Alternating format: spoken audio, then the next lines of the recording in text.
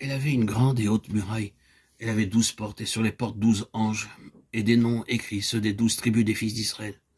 À l'Orient, 3 portes, au Nord, 3 portes, au Midi, 3 portes, et à l'Occident, 3 portes. La muraille de la ville avait 12 fondements, et sur eux les 12 noms des 12 apôtres de l'agneau, Apocalypse 21, 12 à 14. Les noms des fils d'Israël et ceux des 12 apôtres de l'agneau sont mentionnés, et cela doit nous encourager. Jacob, comme les 12, étaient des hommes comme nous, avec leur handicap. Cependant, en dépit de leurs nombreuses limitations et défaillances, Dieu les utilisa de façon merveilleuse.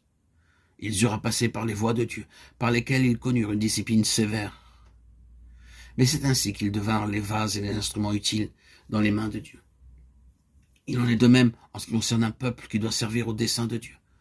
C'est un peuple marqué par le sens d'une haute destinée et du but très élevé qui doit être atteint. Cependant, il se souvient toujours que tout est grâce.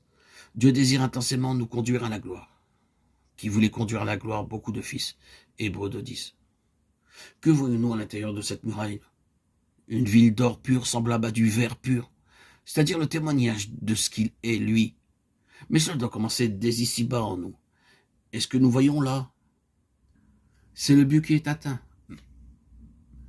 Mais présentement, le Saint-Esprit travaille en vue de ce but. Ayant vu ce qui répond à son besoin, soyons ce peuple qui sert à la louange de la gloire de sa grâce. Pour célébrer la gloire de sa grâce dont il nous a favorisés dans le bien-aimé, Éphésiens 6. C'est là un trait merveilleux de son amour. Celui qui me parlait avait pour mesure un roseau d'or afin de mesurer la ville, ses portes et sa muraille. La ville avait la forme d'un carré et sa longueur était égale à sa largeur.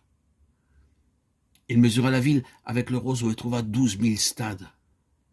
La longueur, la largeur et la hauteur en étaient égales. Apocalypse 21, 15, 16. Le roseau d'or nous parle que tout sera mesuré d'après la vie de Christ. L'or étant le symbole de la vie divine. Christ, l'homme céleste, est l'étalon de mesure que Dieu a choisi. Tout sera mesuré d'après lui. Et dans cette sainte cité, tout sera semblable à sa nature même. Rien, absolument rien, ne sera autre que Christ. Christ est tout et en tous. Colossiens 3, 11. Quant à la forme carrée de la ville, ceci nous parle de l'égalité de son amour et de la gloire de son amour. Comment Dieu a-t-il pu nous aimer au point de donner son Fils, de vouloir nous amener à la ressemblance de son Fils et nous rendre participants de sa gloire? 1 Pierre 4, 14. Bien que nous ne puissions pas comprendre cela, cependant, c'est l'un des aspects de ce grand mystère de l'amour de Dieu pour vous et moi. Dieu maintient ce but dans son cœur, à cause du grand amour dont il nous a aimés. Éphésiens 2, 4. Ce sont les aspects différents de ce peuple dont Dieu a besoin aujourd'hui. Que le Seigneur nous trouve parmi ce peuple.